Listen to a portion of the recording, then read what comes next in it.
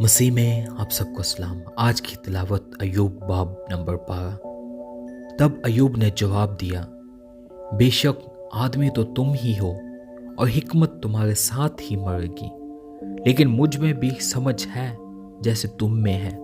मैं तुमसे कम नहीं, भला ऐसी बातें जैसी ये है कौन नहीं जानता। मैं उस आदमी की तरह हूँ जो अपने पड़ोसी के लिए हंसी का निशाना बना है।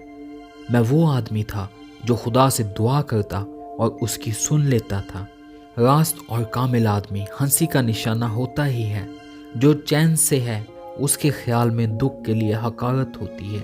ये उनके लिए तैयार रहती है जिनका पाँव फिसलता है। डाकुओं के डेरे सलामत रहते हैं और जो खुदा को गुस्सा दिलाते हैं वो महफूज रहते हैं। उन्हीं के हाथ को खुदा खूब भरता है।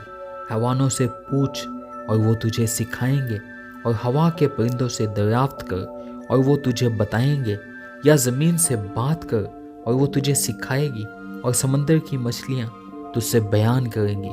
कौन नहीं जानता कि इन सब बातों में खुदावंद ही का हाथ है जिसने ये सब बनाया। उसी के हाथ में हर जानदार की जान और कुल बनी आदम का दम है। क्या कान बातों को नहीं परख लेता, जैसे जुबान खाने को चख लेती है। बूढ़ों में समझ होती है और उम्र की दराजी में दानाई। खुदा में समझ और कुवत है, उसके पास मसलहत और दानाई है। देखो, वो ढा देता है तो फिर बनता नहीं, वो आदमी को बंद कर देता है तो फिर खुलता नहीं। देखो, वो मीर रोक लेता है तो पानी सूख जाता है। फिर जब वो उसे भेजता है तो वो ज़मीन को उलट देता है। उसमें ताकत और तासीर की कुवत है। फरेब खाने वाला और फरेब देने वाला दोनों उसी के हैं। वो मुशीरों को लुटवा कर असीरी में ले जाता है और अदालत करने वालों को बेवकूफ़ बना देता है। वो शाही बंधनों को खोल डालता है और बादशाहों की कमर पर पटका बांधता है।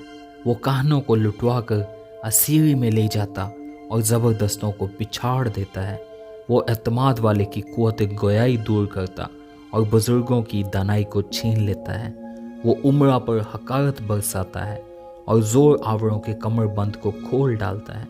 वो अंधेरे में से गहरी बातों को आश्कारा करता और मौत के सायों को भी रोशनी में ले आता है।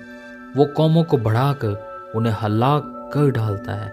वो कौमों को फैलाता और फिर उन्हें समेट लेता है। वो ज़मीन की कौमों के सरदारों की अकल उड़ा देता और उन्हें ऐसे बेआबान में भटका देता है जहाँ रास्ता नहीं।